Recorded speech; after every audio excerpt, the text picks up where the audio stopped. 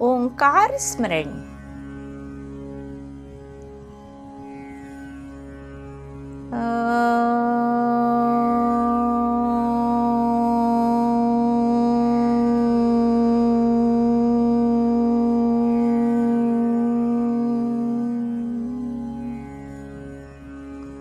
दोस्तों, एक पौराणिक कथा सुनाने जा रही हूं। शीर्षक है कुरुक्षेत्र धर्मक्षेत्र। एक राजा था। वह बड़ा अत्याचारी था। अपनी प्रजा को तरह तरह से सताता था। उसके चारों ओर शत्रु पैदा हो गए। उसके दुर्व्यवहार से उसका लड़का भी विरोधी बन गया था। राजा बड़े संकट में पड़ गया। आदमी प्रेम के बीच सारा जीवन बिता देता है, किंतु घृणा के बीच थोड़ी देर सांस लेना भी मुश्किल हो जाता है। जिस समय राजा बहुत दुखी हो रहा था, उसके यहां एक साधु आए।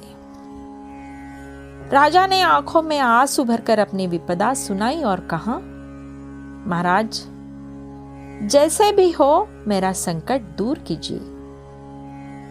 साधु ने कहा, राजन, तुम्हारी मुसीबत को दूर करने का एक ही रास्ता है, और वह यह कि तुम राजपाट अपने लड़के को सौंपो और एकांत में जाकर प्रभु के चरणों में लौ लगाओ।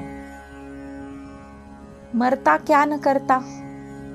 राजा ने राजपाट अपने लड़के को सौंप दिया और जंगल में कुटिया बनाकर रहने लगा। एक दिन जब वह ध्यान में बैठा तो उसे याद आया कि कभी वह मुकुटधारी राजा था और सिंहासन पर बैठकर राज करता था। यह सोचते सोचते वह ध्यान में लीन हो गया। तभी उस पर मन के भीतर के चोरों ने आक्रमण किया। उसने देखा कि उस पर शत्रु प्रहार कर रहा है, पर उसके पास तो कुछ भी नहीं था। अब क्या करे? अचानक ध्यान आया कि सिर पर जो राज मुकुट है, उसी से दुश्मन का मुकाबला करना चाहिए। सिर पर हाथ गया तो चौंक उठा।